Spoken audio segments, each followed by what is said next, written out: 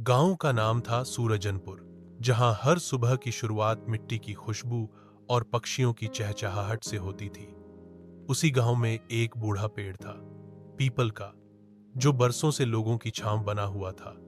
उसी पेड़ के नीचे बैठा करता था श्यामलाल, एक 60 साल का किसान जिसकी आंखों में समय की परछाइयां साफ दिखाई देती थीं।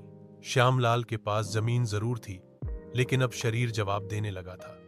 उसका बेटा राजू शहर जाकर नौकरी करने लगा था। औरतें कहती थीं कि राजू तो पढ़ लिख कर बड़ा आदमी बन गया, अब गांव और बाप को क्या जरूरत। लेकिन श्यामलाल हर महीने बेटे के भेजे चिट्ठी और पैसे को लेकर मुस्कुराता था।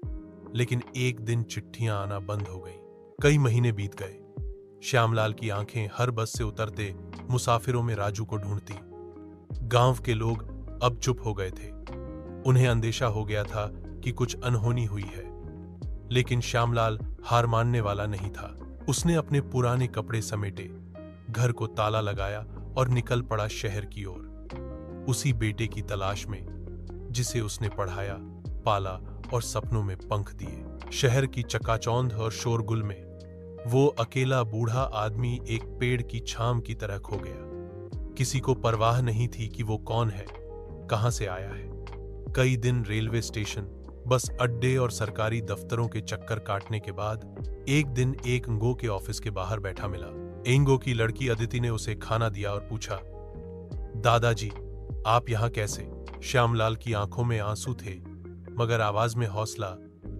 मैं अपने बेटे को ढूंढने आया हूं, वो कहीं इस शहर की भीड़ में खो गया है। अदिति ने इंटरनेट पर खोजबीन शुरू की, पुलिस स्टेशन से संपर्क किया और कुछ ही हफ्तों में राजू को ढूंढ निकाला। वो एक प्राइवेट कंपनी में था, लेकिन इस शर्म में कि शहर में उसकी पहचान टूट न जाए, उसने गांव से रिश्ता तोड़ लिया था। जब दोनों आमने सामने आए, श्यामलाल ने बस इतना कहा, मैं बूढ़ा जरूर हो गया हूं, पर बाप कभी बूढ़ा नहीं होता।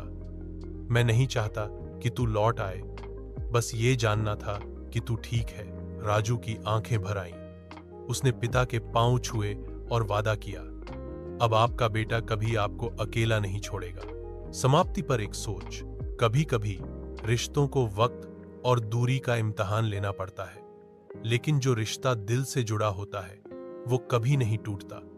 छांव देने वाले पेड़ भले बूढ़े हो जाएं, मगर उनका साया हमेशा अमूल्य होता है।